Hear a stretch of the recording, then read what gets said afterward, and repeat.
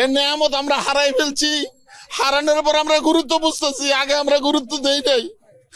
ওর পাশে আমাদের সময় গুরুত্ব দেওয়া উচিত ছিল দেশবাসী সবার, কিন্তু আমরা ওর পাশে দাঁড়াতে পারি নাই।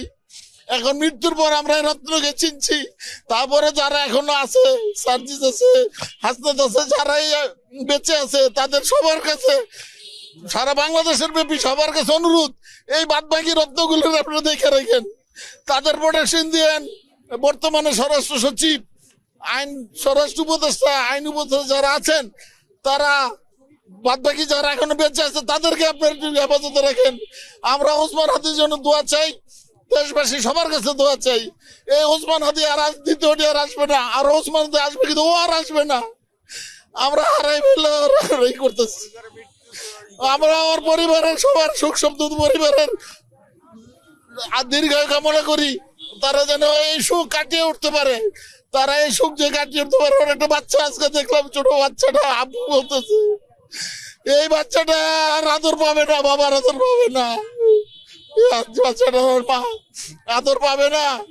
সারা বাংলাদেশে সবার কাছে অনুরোধ, ওসমান হাদির জন্য সবাই আপনারা প্রাণ খুলে দোয়া করবেন, প্রাণ খুলে দোয়া করবেন। আল্লাহ যেন জান্নাতবাসী করে, অবশ্যই জান্নাতবাসী, আল্লাহ আরে জান্নাতবাসী করে। আল্লাহ, আমি আসলে কোনো রাজনৈতিক দলের সাথেও যুক্ত নয়, আর কখনো রাজনীতি করিও নি, কিন্তু ওসমান হাদি ভাই, আমাদের বিপ্লবী হাদি ভাই, আমাদের সাথে আমাদের তার যে মেসেজ ভারতীয় আধিপত্যবাদের বিরুদ্ধে তিনি যেভাবে আমাদের প্রতিবাদ গড়ে তুলেছেন, তিনি যেভাবে কথা বলেছেন, ওইটা আমাদের জন্য একদম আদর্শ হয়ে দাঁড়িয়েছে। আমরা রাজনীতি করি না, করারও আমাদের ইচ্ছা নেই, কিন্তু ওসমান হাদি ভাইয়ের মতো একজন মানুষ হাজার বছরে কখনো সৃষ্টি হবে না, আর বাংলাদেশে আসবেও না।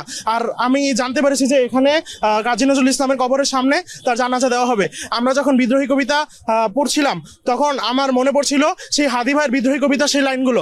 আর আজকে যখন আমরা এই জায়গায় কবি নজরুলের পাশে যখন তার কবর দেওয়া হবে, তখন আমরা আবার সেই পুনরাবৃত্তভাবে আমরা সেই দেখতে পারবো সেই জাতীয় কবি কাজী নজরুল ইসলামের পাশে সেই বিদ্রোহী স্বরে, সেই উচ্চ কণ্ঠে, সেই বিদ্রোহী কবিতা বলা লোকটাই আবার শায়িত হতে যাচ্ছে। এটি আমাদের জন্য অনেক গর্বের বিষয়। এবং ওসমান হাদি আমাদের রক্তের কেউ হয় না, আমাদের কিছু লাগেও না, কিন্তু তিনি যে দৃষ্টান্ত স্থাপন করেছেন, তিনি দেখিয়ে দিয়েছেন বাংলাদেশের ইতিহাস।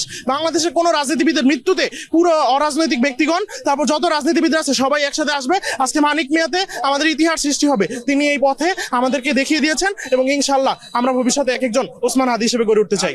সাধারণ মানুষ হিসাবে, একজন মুসলমান হিসাবে তার জানাজা কর্তব্য বাংলাদেশের সকলেরই। আল্লাহ যেই দলই করুক, যেই রাজনীতি করুক, সকলের এখানে অংশগ্রহণ করার মুসলমান হিসাবে আমি মনে করি কর্তব্য। তার জন্য আমি সাধারণ শ্রমিক হিসাবে আমি গাজীপুর থেকে কষ্ট করে হোক আর গাড়ি দিয়ে হোক আমি আসলাম হাদি ভাইয়ের জানাজার জন্য। এবং তার আল্লাহ